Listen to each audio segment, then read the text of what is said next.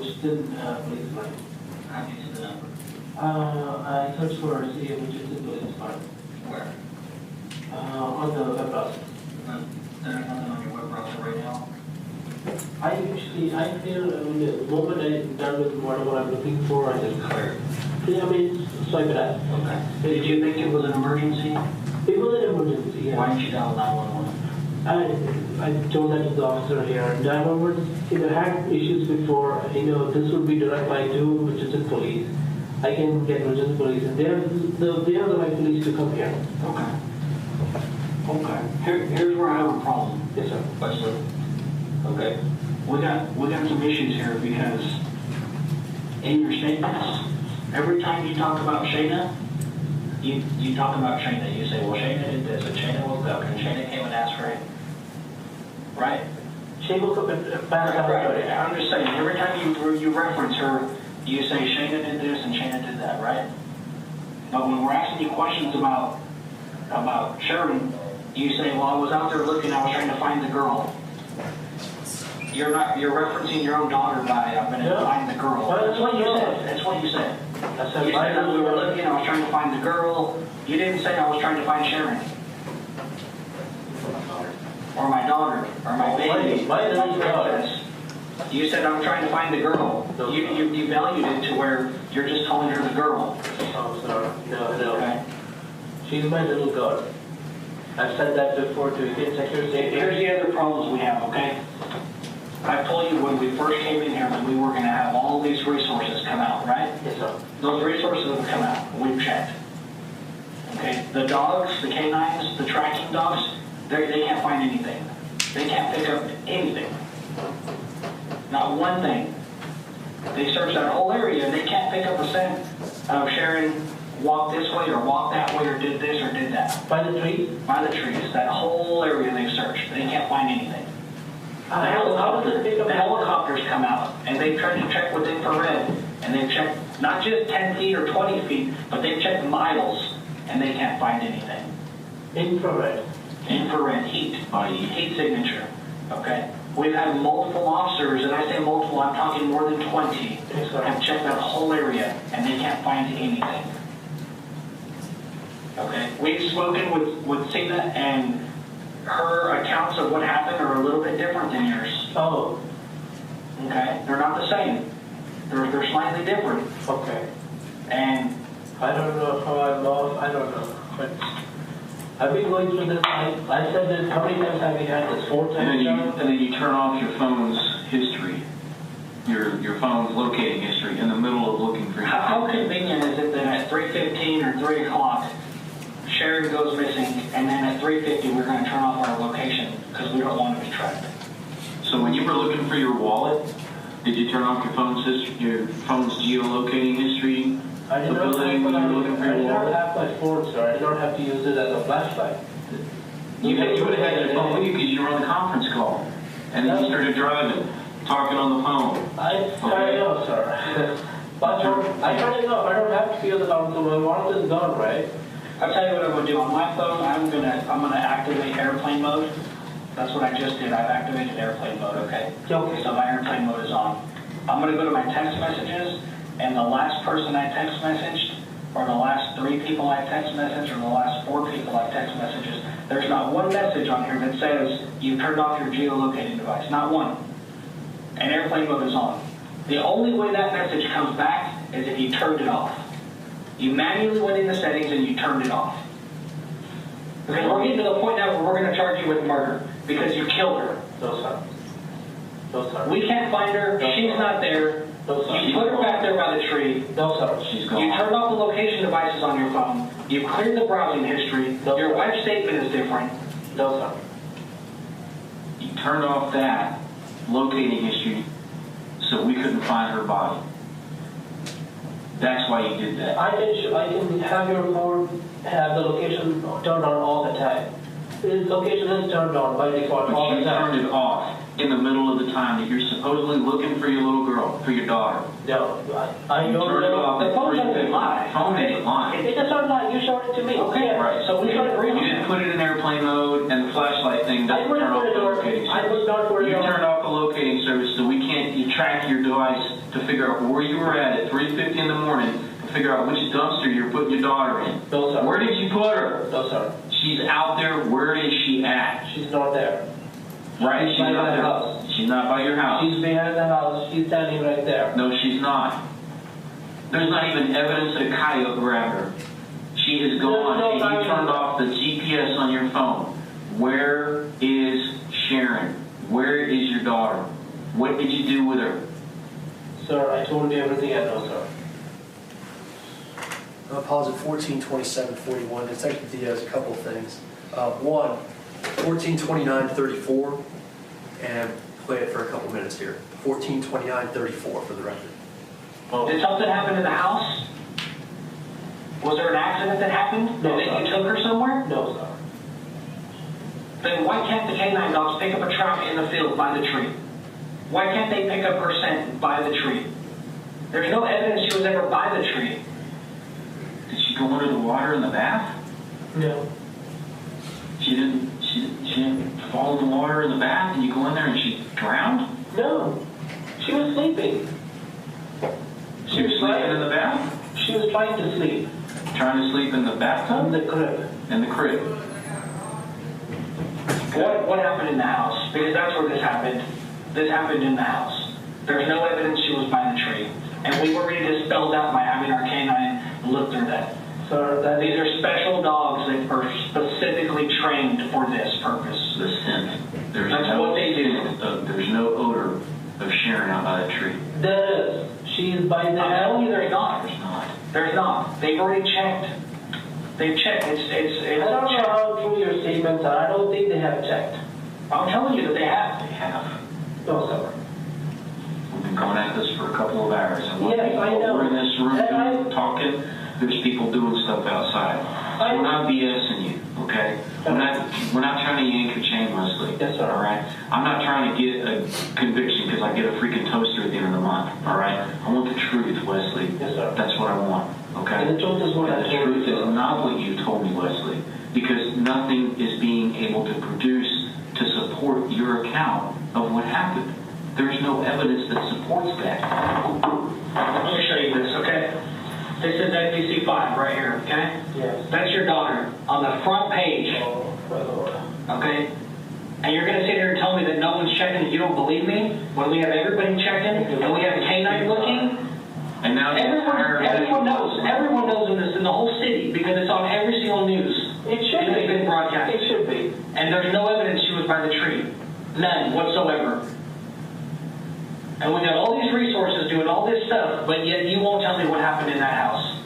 I told you, sir, what happened. I told you both what happened. But what you're telling us is not provable by facts. We can't prove that by facts. We've debunked your theory. It's not true. That is the theory that I have. And that is a fact. And you're okay with going to jail for murder. If that is what you and the judge wants to do it, yes, that's fine. Because I endangered her life in the first place. I shouldn't have put her there. But the thing is we don't know she was by the tree. There's no evidence to She say she was by the was tree. tree. Would you rather listen to a dog or an actual person? I don't know. Well, I think those dogs specifically are trained for what they're doing. I'll take their I side. believe that. I want to believe that, but I think maybe they're not doing enough. I don't think you're looking at those trees in the detail that you need to be. There is. Stop at 14:32:48. That will end the 10-7 interview. Again, if the jury wants to watch all 4 hours, they feel free to do that. At the end, we You have the right to have a lawyer present to advise you prior to and during any questioning. If you are unable to employ a lawyer, you have the right to have a lawyer appointed to advise you prior to and during any questioning. You have the right to terminate the interview at any time. Do you understand your rights? Yes, sir. You voluntarily waive your rights. Yes, sir. Okay. At this point, what we'd like from you is just give us your version of things of what happened. It was Friday morning, and both the girls were given their breakfast, but Sherin had a peanut butter peanut butter sandwich, one slice of bread folded in half. And she takes one bite and starting at like 7:45 in the morning. And even till 8:30, she's not done with that one bite. And so we decided we cannot send her to school without eating anything at all. So I go and drop off Shayna to school, older one, to school, and I come back by 9:30, and Sherin is still at that one bite. And Cindy, my mama, I'm going to call her mama. Mama is in the other office room working. And I get upset at Sherin and tell her, why aren't you finishing the food? You got to take another bite, take another bite. So by around 10:30, she takes two more bites, and her mouth is literally full. That the first bite and the second and third bite is just all chewing up in there. You know, it's obvious she does not like that sandwich. And we were told to work on different textures of food with her. And so she just wouldn't swallow it. Chewing, you know, it comes out of her mouth and puts her hand and puts it back in. Anyways, by around I think 11 o'clock, she has done this before. She did it again. She started, you know, pushing her tummy, pressing her tummy, and this is typically where she is telling herself, you know, if you don't want the food, if you don't want it in your mouth, then throw it out. And so she threw up her food on the feeding table tray. The high chair? The high chair tray. High chair tray. So she so basically all that she had that morning, everything and even more, everything that's in her tummy from last night, everything just spilled over, and there was just few, like 1 or 2 drops of blood in there too. So I got Cindy and, you know, we had a virus going on in the house, and she was coughing Thursday night, the whole of Thursday also. So we thought it looked like something that would come out of a broken throat. Anyways, Cindy said, you know, that's fine, don't let her eat the rest. She's just going to keep chewing at it more and more. So she's sitting in the high chair while she was eating the peanut butter sandwich? Yes. And I was sitting by the, you saw about my laptop, that's what I said at work. I can see her sitting inside the room. So she said, let me fix her milk and her at least have milk. And so at 12, she got her 8 ounces of milk. Now, Sherin, you know, we've been told by children's doctors that she needs to have at least 2 glasses of milk, 16 ounces of milk. And so we had progressed to that level, and you know, when we see her having so much milk, her cognitive skills are improving. She can count from 1 to 10. Her speech is slowly getting better. Not there yet, but you know, 1, 2. I think she's making an effort. So that extra milk in there will definitely show all that high calorie. But towards the past maybe 2 weeks or so, the second milk was out of the question. She slowly somehow trained herself to have 1 milk for an entire day. But she was eating her meals also, just a little bit. And so that concern was there with me. And, you know, I could see that in the lack of milk, slowly her counting skills started going down too. So she'd say 1, 2, and then she's like, what's the next one? She would say 1 to 10 in a row. So I see that difference in her cognition, and you know, that extra milk wouldn't, the lack of that extra milk definitely started showing. So anyway, she started milk at 12 o'clock, and she's standing by the refrigerator at 12. And then it's time to go pick up Shayna. So Mama goes and picks up Shayna, and I'm busy at work. Something came up, I'm doing something at work. So the next thing I know is Mama and Shayna are coming in.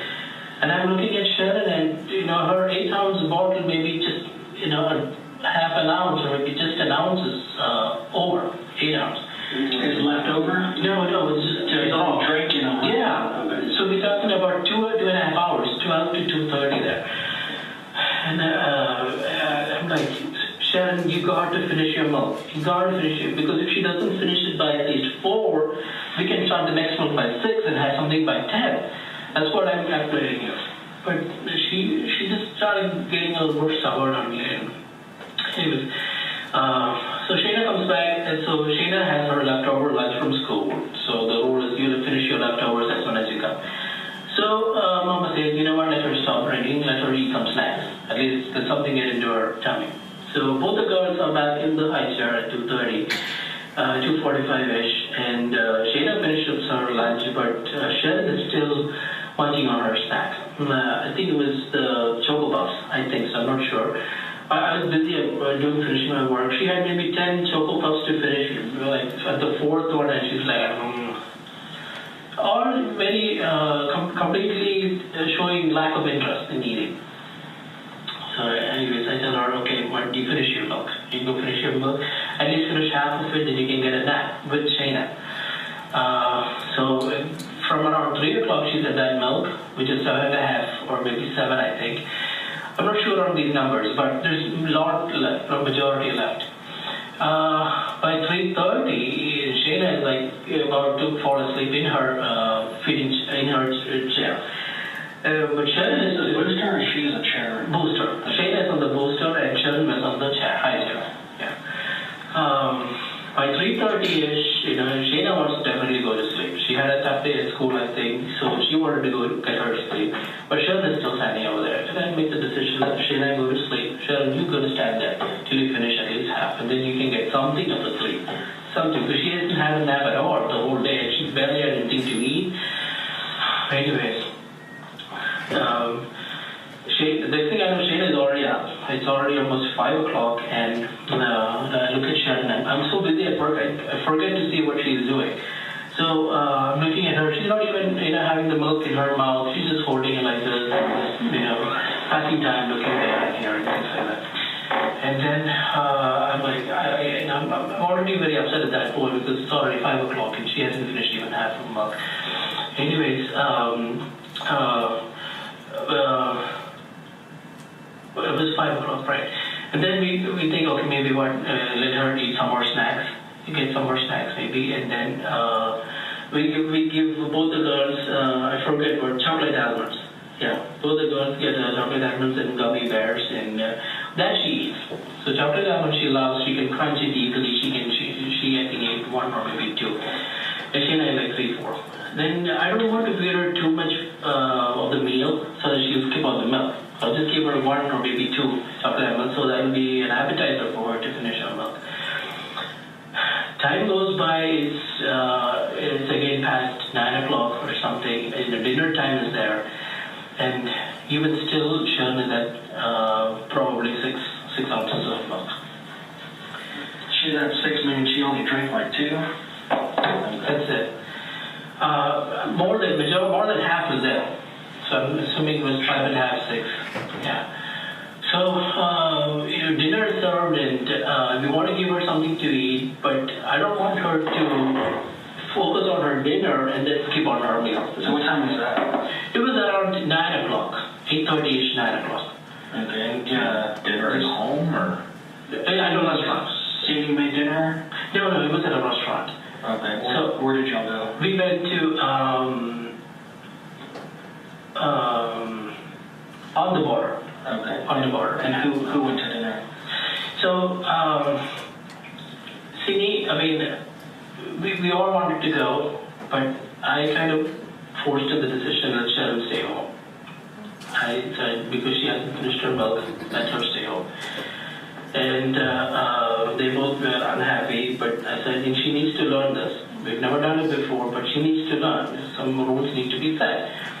So we leave home by around 7:30, and we are back by 8:30, 8:45. So who stays home with Sherin? Nobody. She was by herself. Yeah, where did you put her? By the refrigerator itself. Just standing there? Yeah. Or in Yeah, with the bottle in hand. With the bottle, she's, if you put her on a high chair, sometimes she might jump out the high chair and something might happen. So if she's standing on the floor, that's more safe for us.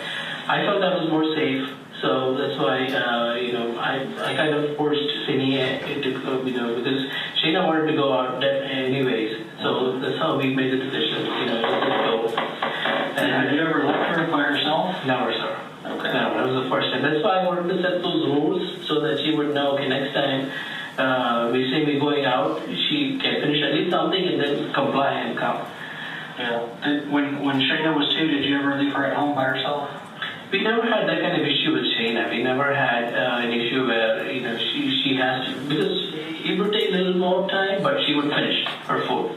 This was a completely different, issue that we were having. A child who was so rebellious on eating her food. So, anyways, we were back by 8:30ish, 9 o'clock. Immediately we come in and Sherin is still standing there.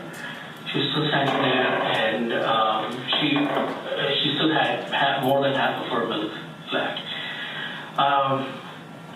And Mama says, you know what, let's give the girls a bath, and let's see, maybe if Sherin wants to drink her milk. So, we give some more time. It's about 10 o'clock when finally both the girls get their bath. And during her bath, Sherin throws up. When she's taking a shower, she throws up. And it's like Inside the tub? Inside the tub. Yeah, and it's creamy and it's a lot more liquidy too. The other one was the one in the morning was a lot more the peanut butter and bread and things like that. But this one was creamy but with liquid in there. So I kind of searched what was this light watery thing would be. And most of these online says an empty tummy would usually have watery kind of discharge or light yellow kind of view, which makes sense. She basically had nothing to eat, and all she had was a little bit of milk, and she threw up what was there. So after her shower, I tell Sini, I'm going to give her milk. She needs to finish something because her tummy must be running dry right now and on fire right now. She needs to drink at least her milk. So we go there. By 10:05ish, her shower gets done really early, and by 10:05ish, we are again at the refrigerator. And we're telling her to drink her milk. She's a little more, because I think she threw up, she's got a little more appetite. So she started bringing positive signs. By around 10:15ish, I think 10:30, Mama says, you know what, let's just enough with it. Because Friday was our cleaning day, and we ended up cleaning up the whole house. So it was a pretty tiresome day for both of us. So let's just hit the bed, let's not worry about her milk. I said, okay, that's fine. Anyways, 10:30, her milk is there, so I think around half is there at that time. And we all go sleep in the bed. Sheena and Cindy are quickly asleep. And to me, I'm like, man, if this girl gets a little more milk today, at least finish something by midnight tonight. Tomorrow is a new day. We can have a brand new glass of milk tomorrow. So I say, Sherin, are you awake? Said, yeah, Dada. She kind of understands. So, do you want to finish your milk? Yeah. Okay, come, let's go finish your milk. And so, we go out and close the door behind me and get back to the refrigerator. Past 10:30 now. And then I'm sitting there in my computer just checking stuff out, and then I'm glancing at her. So she has her straw in her mouth, but I can see there's nothing going up and down.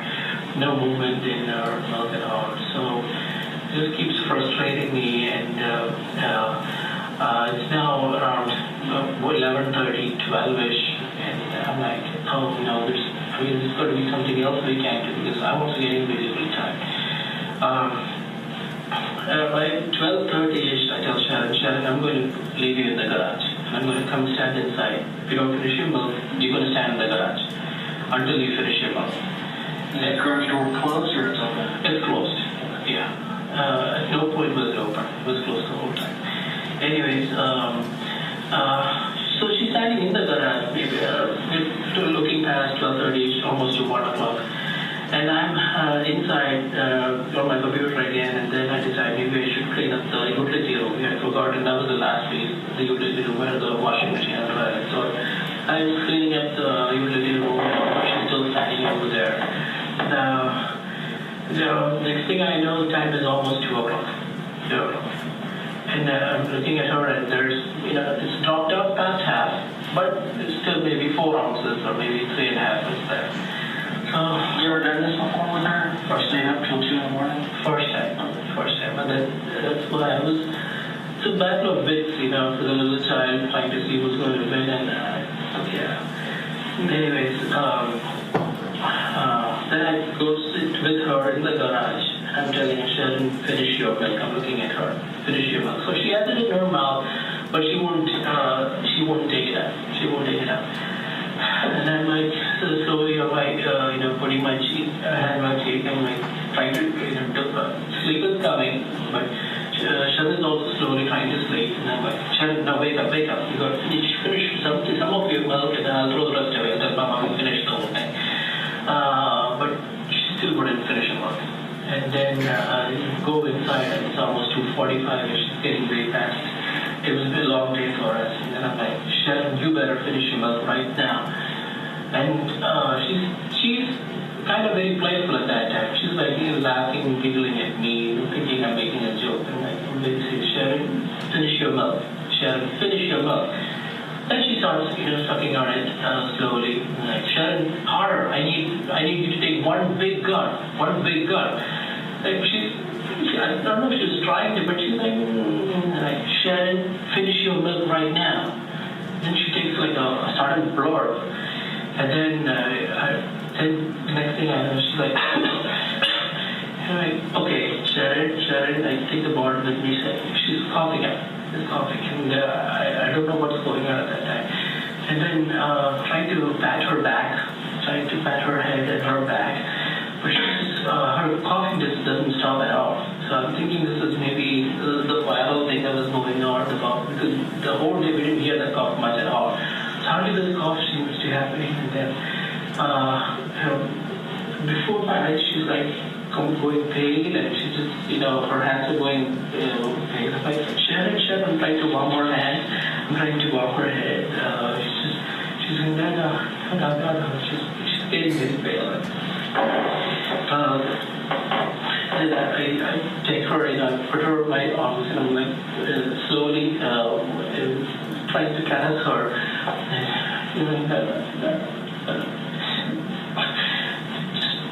Next thing I noticed, her hands were really cold. I became cold and her fingers just curled in. And then I tried to rub her feet. That was also really, her feet is usually cold, but this was unusually cold, and then I tried to rub her feet in here. Before I even realized, and I look at her, she's already like this. And I'm trying to see if she's got a pulse going on. It's very faint, and I'm like, Sherin, I'm trying to pat her head. Sherin, wake up, Sherin. And part of me is telling me maybe she's slept off. But then, her hands and feet won't get so cold and things like that. And then suddenly, her body just starts to get tightening up. And then that's when I realized, oh my God, maybe she's passed away. Or she fainted or passed away. I don't know what anyway. I'm still holding her, trying to warm her body, trying to match her body, but she's still unresponsive. Then I just look at her and, I get the feeling that she's gone. She had a slight tint of bluishness on her face, and I get the feeling that it's over. She's gone. She's not with me anymore. And I'm just sitting there. Or my world crashed down. I don't know what to do. I'm panicking.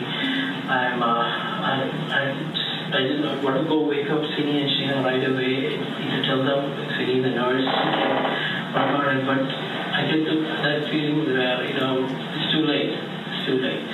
And then my mind is telling me, okay, maybe there's some other way we can deal with this. There's maybe another way we can deal with this. Meanwhile, I'm trying to pat her, but, by the time she's getting more and more stiff.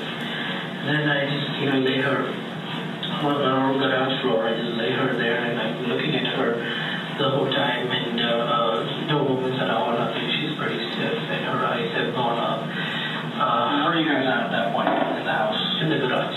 And the door to the house wasn't fully closed. It was just ajar.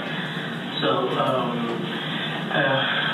and I suddenly go inside, and then I'm trying to figure out what should I do. And by the time it's already 3:45, 3:30 to 3:45, it was already time.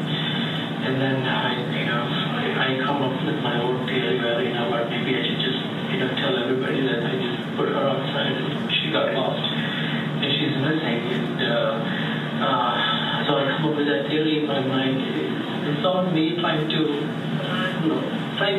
get the situation out of my mind. Anyways, by the time I kind of feel it's time for me to put her somewhere, put her somewhere. I don't want to throw her because she's my daughter. She's my little girl.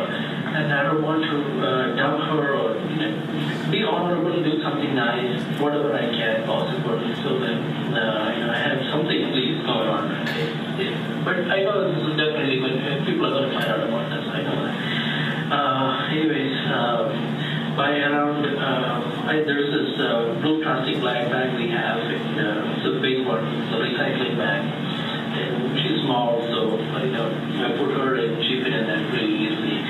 And then I take the bag, and there was some trash also. It was a cleaning day, we didn't throw any trash outside. So I just would take her and put her by Agra, and all the trash was put beside her. Where'd you put her in the Acura? And in the back. The back seat? No, way at the back. There's a black Cargo? Cargo. I just laid her there, and the other trash was also there. I wondered, even the day I wanted to say the thing, I did all the cleanup in the house, and the little child just, I don't know, she just disappeared from me. That's what I wanted her to think. So I took two of those gloves that was there in our house, just trying to see if I can somehow match this. So I go first. I go around the house. I go around our community. I go around the Spring Valley. I'm thinking what I should do with another girl. I need to do something. I don't dump her somewhere. I don't dishonor her. I want to honor her. I want her to be alive. Anyways, first thing I do is just throw the trash out. So I go to, there's a fiesta close to our house. Behind the fiesta, there's a dumpster. So I put all the trash in the dumpster. And I come back on Spring Valley again, and then the Bowser Road hits me, and I'm like, this place is pretty dark out here. You went somewhere else before Bowser. You turned on another street.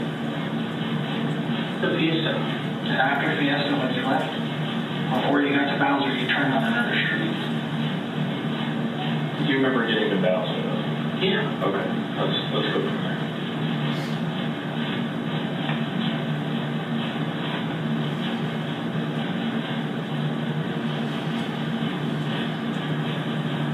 I don't remember going to any other side. If you remember going Bowser, then that's fine. Just continue from there. Yeah, I don't remember that. Okay. So I go all the way to Bowser, and the homes are pretty, not lit at all, pretty dark. So I parked by almost one of the houses at the church. There's like 3 churches over there, church and the house. Or I can sit there for some time, thinking what to do. So I decided, okay, maybe I can maybe walk to the railway line, and maybe there's some place where I can safely keep her. That was my intention, just to safely just keep her somewhere.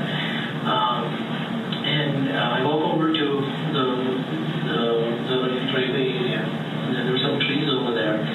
I walk over to there first, but it's just trees, the little girl won't hide there for much long. Then I look around, I can see this outward in there. And I think, okay, maybe for temporarily, for some time, maybe I can find some time by just keeping her there. But then again, I know if somebody stoops down, they can easily see through the other end. So I'm like, this is a foolish plan anyway. I just want to get back home as early as I can and tell them what to do with the missing girl. So this was fine. I took her to the convert, and took her from the bag, and put her in feet first. And I started crouching in to, I don't know how far I went along, but I crouched in as far as I could. My feet and everything was inside the convert. This is basically, you look here, that's Spring Valley. Right. And that's Bowser. Right. Okay. So where did you park? The churches are right here that you're talking about. So Right. Kingdom Hall. So by the church and by one of these houses. Okay. And then you walk over to where? Walked past like this, came over here. There are some trees over here, you see. I walked all the way here. These trees. But I kind of thought this is not a was not a good place, so I walked back. And then that's when I saw this crew over there. And you put her on which side? This side. Yeah, I slid in from this side, squeezed in the middle, and I put her feet on her shoulders. Face up or face down? Face up. I didn't want her to, scratch her face or have any other cuts in her body. It was intact. It was metal cover. So I just really, but I could not lift her up. So what I did was I just push her and crouch a little more and keep pushing her, and then until I reached a point where she couldn't go, something was blocking, and okay, it's time to go back. And then I went back. And was the culvert, did it have water, standing water in it when you were in there? I was trying. It was dry, yeah. And then the blue plastic and the gloves, they were outside the culvert, and I threw it in the stone drain over by the house. The one on the corner? I don't remember which is one of those. So I think there's a. Yeah, I think there's a stone drain here. By stone drain, you mean like the split between the street and the sidewalk? Yeah. Okay. The blue plastic and the gloves, I just put it in there and pushed off everything, all the dirt that I had, pushed it off, and then came straight home. Put all the things on. Okay. In the laundry, Cindy's robe was in there, and she told us that she gave you the robe to put in the washer, so how did that happen? See, I don't know if Cindy's robe was in there. This was just my Yeah. Because I did 2 laundries in the morning also I did one, and the police officers were there. When the police officers came in, I mean, it's by instinct, we have dirty clothes lying around, we just go for it, and if the washer is empty. Yeah. When we spoke with Cindy, she said that when you called the police, you guys changed in anticipation of us coming, and you grabbed her robe and you put it in the washer with your clothes. I did not grab her robe. Whatever was... I didn't grab it. She left her robe so that essentially in the washer was her robe and your clothes. And that's it. Okay. And are those the clothes you were wearing that night? I don't think so, because the moment I came in, I cleaned up all my clothes. And did you ever pull it out of the washer and put it in the dryer? Yes. I mean, the next set came into the washer, right? So I just put it in the dryer and started the fire off. So the clothes that was in the dryer, your clothes that you were wearing that night, is in that clothes? It was, yeah. Okay. And then the clothes that was in the washer when we got there, that's the second load of laundry that you did. Right. Okay. That's after the police started showing up. Maybe once they came, the instinct where we don't want any dirty clothes lying on the floor. So just we put it in the laundry basket, or instinct. No, I just put it in the laundry and turn it on. It just didn't take too much into it. So what happened after that? After you wash your clothes and what? Now what? When you put the stuff on the stone drain, then what happened? Where'd you go? Then I got out of Bowser, got to Spring Valley, and then what's the other street? Grove Road. I wanted to go by Spring Valley again to see if there's anything that I left behind or something. So you went north on Grove? I think so. But the Grove hits Spring Valley. The other way from McDonald's? Correct. The other way to here. So I take a right on Spring Valley. So Spring Valley goes right over the railway track, right over where the Sherin is. And then I went slowly went by there to see if there's anything beside somebody told me I think there's nothing at all. On Bowser, and then I came straight back. And at home, I came back home and I'm still in the dungeon sitting. I don't know what to do. And partially asleep, trying to come up with a story. You're sitting in the garage? Because I don't want to go inside, thinking in the car or the garage? In the garage. Okay. You're sitting in the garage? Okay. Yeah. But I came and parked my Acura, and then I'm sitting in the garage trying to see how I can erase this foolishness that I've done. And what would I tell Sini? This person. Anyways, I go inside and it's past 5:30 or I think 5:45. I don't know exactly the time, but the time Sini comes up. then he tells me, what the heck is going on? And then I told her, hey, I put on the Sherin outside, and she's not there anymore. I said, what time was it? And I come over the time, I think it was around 3:15, 3:30. Tried to tell her around the time there. And have you searched all over? I did search, but it's still dark. So just give me some more time. I'm pretty sure she's somewhere over there. But if sunlight comes, we'll search for her together. By around 6:30ish, or maybe close to 7, Sherin is coming down. So Sherin is all cranky. She's upset with Sherin. She's happy with Sherin. She usually gets up, she looks for Sherin in her crib. And one of us tells her, holds her tightly. Then I run out. When sunlight is there, I run out trying to show that I'm looking for my little girl. But I'm literally just standing by the garage and just wondering what to do. Wait there for 45 minutes or so, and then I come in and say, what I think I'm going to call the police and say, my little girl is missing. So I think that's around the time that I called 8 o'clock. What did you do before you called the police at that point? Just picked up the phone and called? Yeah, I've been talking to Zinni. I mean, was there any other option? Should we wake up neighbors? Should we have the whole community here? And I know there's no point in waking up the community disturbing them now.